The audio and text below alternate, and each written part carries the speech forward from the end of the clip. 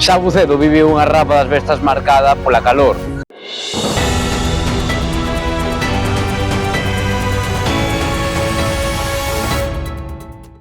Moi boas tardes.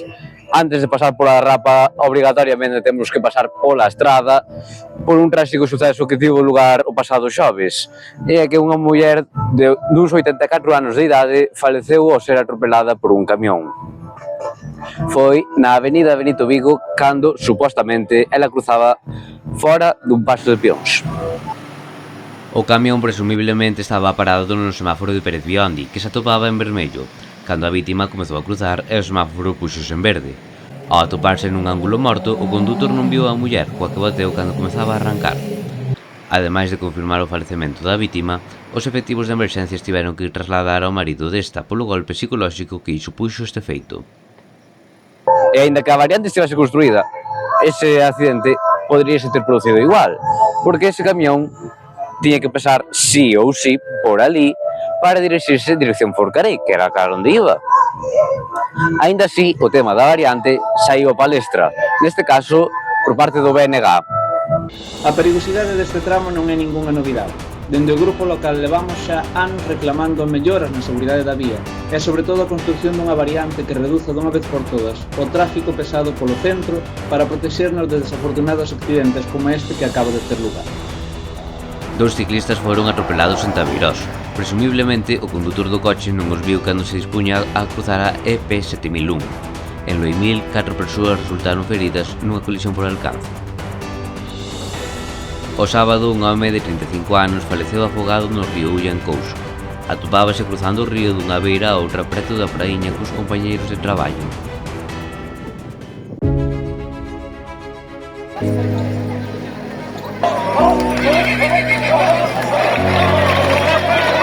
Este fin de semana foi fin de semana de rapa, estamos nela.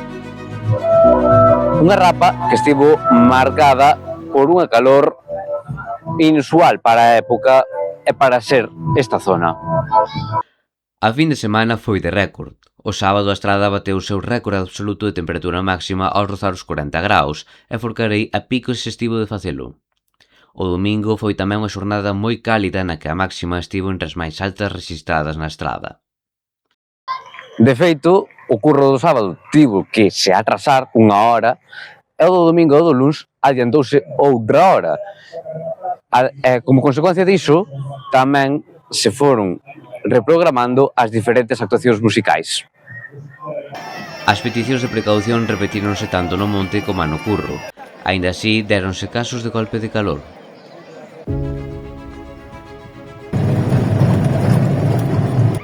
O venres é o día no que a xente se bota ao monte para recoller as bestas. Unha vez a xuntan no peón, baixanas ao castelo, dende onde as trasladan o sábado ata o peche de Cataroi.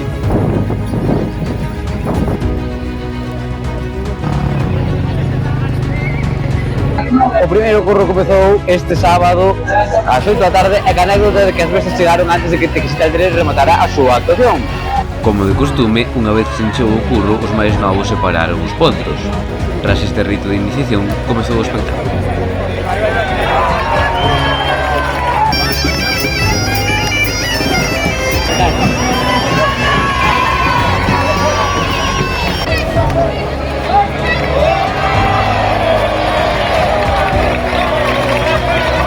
Son as 10:15 da mañá do domingo, xa están abertas as portas para o segundo curro e se hai dos cousas que destacan é que a xente está entrando moito máis paseniño que onte e que xa fai calor.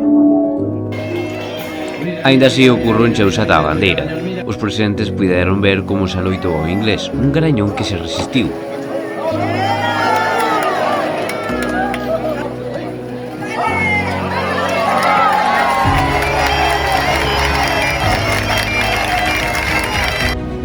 Os eventos vencillados a rapa comezaron xoves coa gala dos loitadores.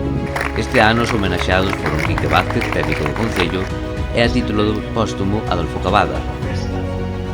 É un dos apartados máis importantes tamén da rapa, non son os cabalos, senón a música. O curro do sábado abriu no Tequexiteldere e o do domingo Laura la Montaña. Con ela musicouse un dos poemas do pai Manuel.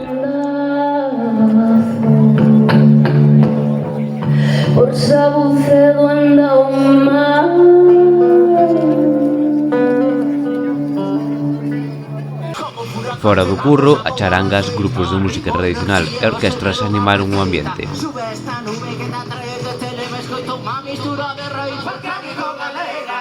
Precisamente no apartado musical a Rapa das Bestas tivo que pedir desculpas por un erro alleo no apartado eléctrico que impediu que Olympus actuase.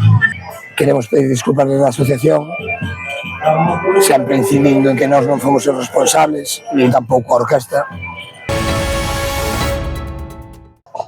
E cando compramos unhas rifas nunhas festas, sempre pensamos, total, non vai tocar.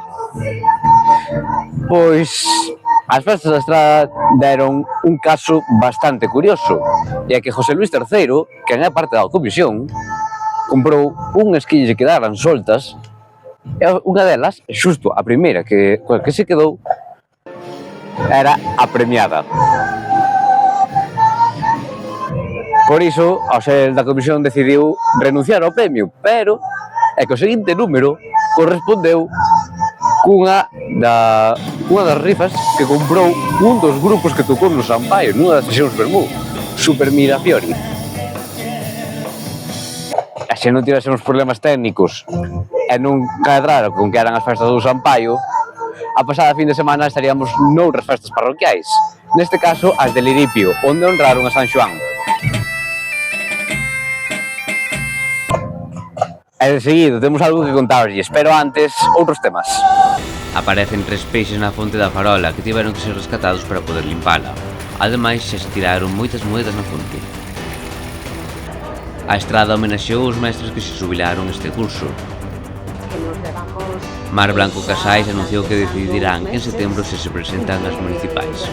Pois decidimos darnos o verán para reflexionar sobre eso.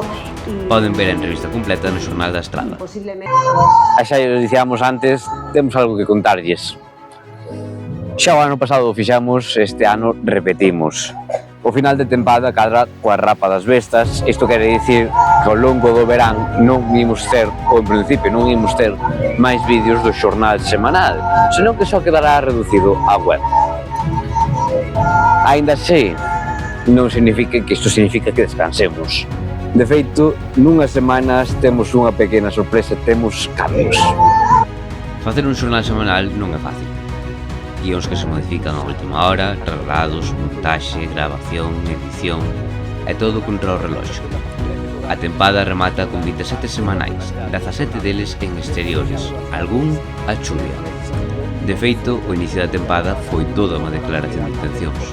E neste momento imos repasar o resto de actividades da semana desde un lugar moito máis seco e con menos vento. A Estrada, San Miguel de Castro, a Guións, a Somoza, Saucedo foron lugares escollidos para contarlles a actualidade, algunhas veces festiva, outras tráxica. Que pasará co semanal? Non sabemos, pero sabemos unha cousa, o mellor está por vir. Do Xornal da Estrada din que está en todos lados, que está moito polo rural e incluso hai quen, adrede, reduce mal o noso nome ao castelán para dicir que somos el periódico de la calle. Pero hai algo que ninguén di e que é totalmente certo, que levamos a Estrada por bandeira, e nunhas semanas, se cabe, levarémola aínda máis. E agora, só nos queda dicir iso de moitas grazas por estaren aí e vémonos na próxima.